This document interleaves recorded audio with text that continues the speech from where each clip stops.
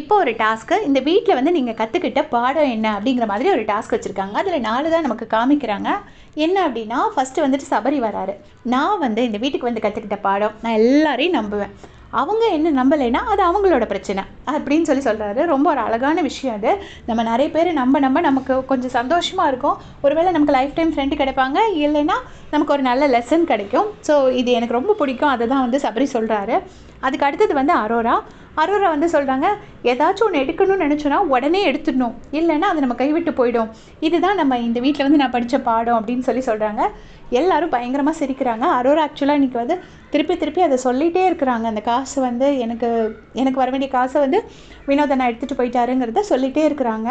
ஏன்னா கலை வந்து சொல்லியிருப்பார், அது வெளியில் கொஞ்சம் தப்பாக போயிடுச்சு அப்படிங்கிறத மென்ஷன் பண்ணியிருப்பார். ஸோ அதுக்கு முன்னாடியே சொல்லிட்டு இருந்தாங்க, இப்போ திருப்பவும் சொல்லிட்டு இருக்காங்க. அதுக்கு அடுத்தது வந்து விக்ரம் வந்துட்டு என்ன சொல்கிறாருன்னா, இந்த வீட்டில் ஒருத்தன் இருக்கான்னா அவன் பாட்டுக்கு இருக்கான்னு அர்த்தம். அவன் நமக்கு எகெயின்ஸ்டாக தான் பிளாட் பண்ணுறான், அவன் ஃப்ராடு, அவன் ஏமாத்துக்காரன், இப்படிலாம் நம்ம தேவையில்லாமல் ஒருத்தரை ஜட்ஜ் பண்ண வேண்டிய அவசியம் இல்லை அப்படிங்கிறத நான் தெரிஞ்சுக்கிட்டேன் அப்படின்னு சொல்கிறாரு. சொல்லும்போது பார்த்திங்கன்னா ஃபுல்லாக கேமரா வந்து திவ்யாவை தான் காட்டுது. ஏன்னா திவ்யாவை தான் இந்த வார்த்தைகள்லாம் சொன்னார்.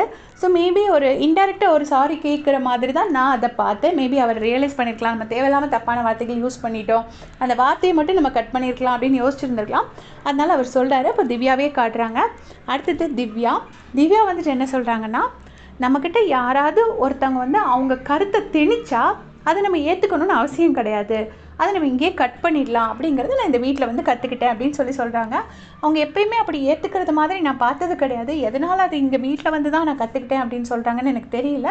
பட் இந்த மாதிரி சொல்கிறாங்க, யாராச்சும் வந்து ரொம்ப திணிச்சா நம்ம அதை அக்செப்ட் பண்ணணும்னு அவசியம் கிடையாதுன்னு நான் லேர்ன் பண்ணிக்கிட்டேன். அதை பற்றி உங்களுடைய கமெண்ட்ஸை சொல்லுங்கள். தேங்க்ஸ் ஃபார் வாட்சிங்.